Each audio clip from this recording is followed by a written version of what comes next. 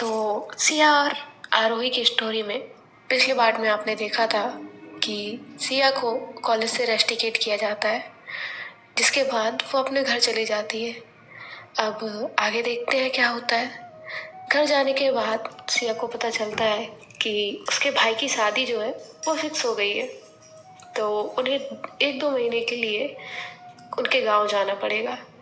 तभी जो सिया है उसे उसके मॉम ने ये बातें बताई होती हैं, लेकिन सिया उस पर कोई भी रिएक्ट नहीं करती और सीधा अपने रूम में चली जाती है।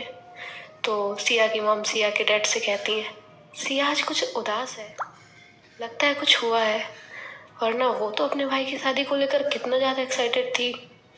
और जब मैंने इसे बताया तो वो बिना कुछ कही ही अपने रूम में चली गई।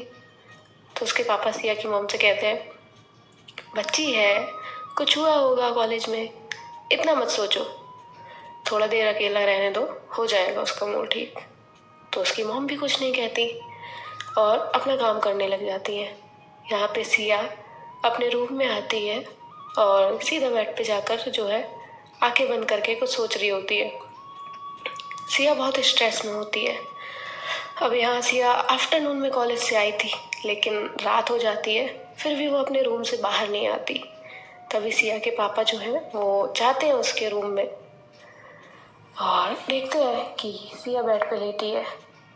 तो वो जाते हैं उसके पास और वहीं जाके बैठते हैं और पूछते हैं उसे, सिया बेटा तुम्हारी तबीयत ठीक है? तो सिया कहती है, हाँ पापा ठीक हूँ। तो उसके पापा कहते हैं, बेटा कुछ हुआ है क्या? तुम बहुत परेशान लग रही हो, कॉलेज से जब से आई हो तब से अपने रूम में ही हो, बाहर भी नहीं आई। तो सिया अपने पापा की तरफ देखती है और कहती है, पापा वो मुझे कॉलेज से रेस्टिकेट किया है। तो उसके पापा कहते हैं, बस इतनी सी बात, तो उसमें इतना क्यों टेंशन ले रही हो? बच्चा, हम कोई और कॉलेज में एडमिशन ले लेंगे, उसका इतना स्ट्रेस मत लो। चलो उठो और फ्रेश हो जाओ और नीचे आओ खाना खाने के लिए। इतना बोल के जो है वो वहाँ से जाने लगते हैं। तभी सिया कहती है, वो अपने पापा से कहती है कि आपको गुस्सा नहीं आया? मुझे कॉलेज से रेस्टिकेट किया गया है, आपने ये तक नहीं पूछा कि क्यों किया गया है, मैंने क्या किया है? कुछ भी नहीं पूछा। तो उसके पापा उसकी तरफ देखते हैं और स्माइल करते हुए कहते हैं, मुझे अपनी बच्ची पे पूरा भरोसा है, वो कभी भी कुछ गलत कर ही नहीं सकती, तो मैं क्यों गुस्सा करूं? और अगर किया है रेस्टिकेट, मैं ये नहीं कहूँगा कि तुमने कोई गलती नहीं की होगी, लेकिन मुझे इतना भी पता है कि तुम ऐसी कोई गलती नहीं करोगी जिसकी वजह से तुम्हें कॉलेज से कोई निकाल दे। अब छोड़ो ये सारी बातें, अभी तो हम गांव जा रहे हैं तुम्हारे भाई की शादी के लिए, और वैसे भी अभी कॉलेज में तो कुछ दिनों तक छुट्टी होने ही वाली थी, तो अब भी वैसे ही समझ लेना कि छुट्टी ली है। और वहाँ से आने के बाद मैं आऊँगा तुम्हारे कॉलेज, वहाँ मैं बात करता हूँ, और अगर तुम्हें वहाँ नहीं पढ़ना तो किसी और कॉलेज में एडमिशन करवा दूँगा, ठीक है? तो हम वो भी कर लेंगे। अब चलो जल्दी, वरना तुम्हारी मम्मी कल तक सिर्फ डांटती थी, आज पीटेंगी हम दोनों को। तो सिया हंसने लग जाती है। उसके पापा कहते हैं, मेरा बच्चा, मुझे ऐसे ही हंसते हुए अच्छा लगता है, तो ऐसे सैड फेस बना के मत रहा करो, अच्छे से स्माइल करती रहो। तो सिया हंसते हुए अपने पापा को हक करती है। उतने में ही सिया की मम की आवाज़ आती है, अब बाप बेटी का बातें करके पेट भर गया हो तो नीचे आओ, मेरा पेट खाना खाने से ही भरेगा, वरना आज दोनों को खाना नहीं दूंगी। तभी उसके पापा कहते हैं, हाँ हाँ आ रहे हैं, और वो चले जाते हैं नीचे। सिया भी फ्रेश होती है और वो भी नीचे आती है और अपनी माँ को टाइट हक करती है। हाँ, अब अपने पापा पे सारा प्यार लुटा के बचा कुचा जो कुछ होगा वो मुझे दे रही हो। तभी सिया कहती, नहीं मम्मा, पापा का प्यार तो उनका ही है, ये तो आपके लिए अलग से रखा था मैंने। तो उसकी मम्मी कहती, अच्छा अब बातों से पेट नहीं भरने वाला, चलो खाना खा लो। फिर सब हंसी मजाक करते हुए जो है वो अपना डिनर फिनिश करते हैं और फिर जो है वो सोने के लिए चले जाते हैं। सिया भी अपने रूम में जाती है, अपने दोस्तों को बताती है वो कुछ दिनों के लिए गांव जाने वाली है उसके भाई की शादी के लिए। कुछ देर अपने दोस्तों के साथ बातें करने के बाद सिया भी सो जाती है। अब सुबह जैसे ही सिया उठती है, वो देखती है कि उसकी मॉम है उसके रूम में। तो वो कहती है, मम्मा यार क्या कर रही हो सुबह सुबह मेरे रूम में, जाइए ना आप, मुझे सोने दीजिए कुछ देर। उसकी मॉम कहती है, भूल गई? अरे हमें आज गांव जाना है और कपड़े पैक नहीं करने। अब अपने पापा की शहजादी तो नहीं करेगी कुछ पैकिंग, तो सारी पैकिंग मुझे ही करनी पड़ेगी ना, वरना वहां जाके फिर मम्मा मेरा रूमाल कहाँ है, मम्मा मेरा ब्रश कहाँ है, मम्मा मेरा ये सामान कहाँ है, वो सामान कहाँ है करके मेरा सर खाओगी। तो अभी उठो और मुझे बताओ क्या क्या रखना है, तो मैं वैसे सब रख दूँ।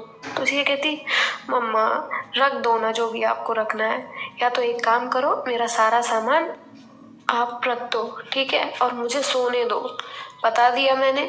तो उसकी मॉम कहती है, हम वहाँ कुछ दिनों के लिए जा रहे हैं, वहीं पे रहने नहीं जा रहे हमेशा के लिए जो सारा सामान लेकर जाना है।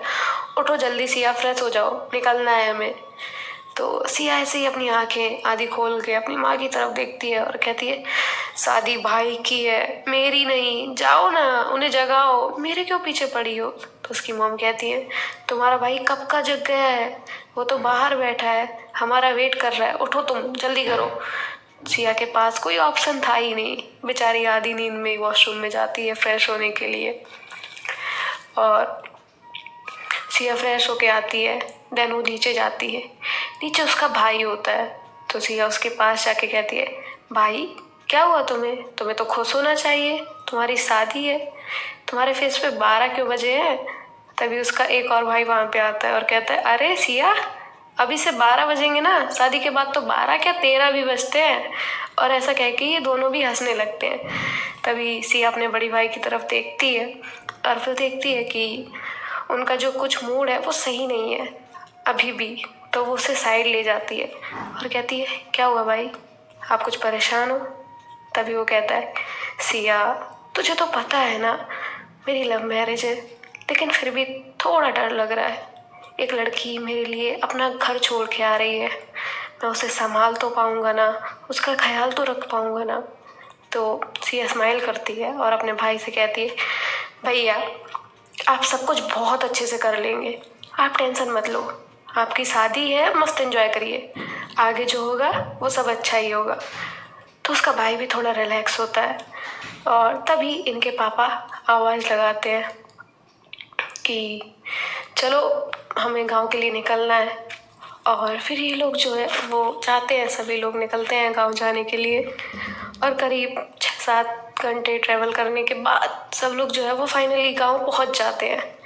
अब होता यूँ है कि सिया के दादाजी और आशीष यानी कि सिया का बड़ा भाई, उसकी जिस लड़की से शादी होने वाली होती है उसके दादाजी बहुत अच्छे दोस्त होते हैं, वो भी बचपन के।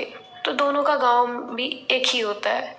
तो उन दोनों ने मिल के डिसाइड किया होता है कि ये शादी जो है ये उनकी दोस्ती के लिए भी बहुत स्पेशल है।